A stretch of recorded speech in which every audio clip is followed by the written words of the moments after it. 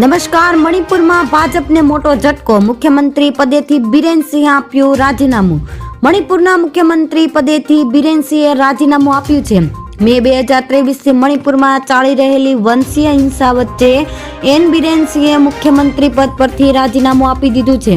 બિરેનસિંહે અગાઉ કેન્દ્રીય ગૃહમંત્રી અમિત શાહને મળ્યા હતા.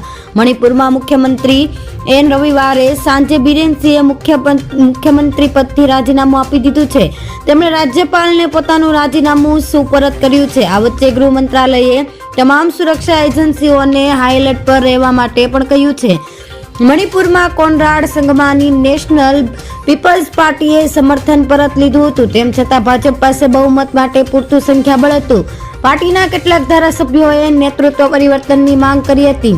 જો ફ્લોર ટેસ્ટ થાત તો અસંતુષ્ટ ધારાસભ્યો દ્વારા પાર્ટી વ્હીપનું ઉલ્લંઘન કરવાની સંભાવના હતી, જેનાથી સરકારને સંકટનો સામનો કરવો પડી શકતો હતો.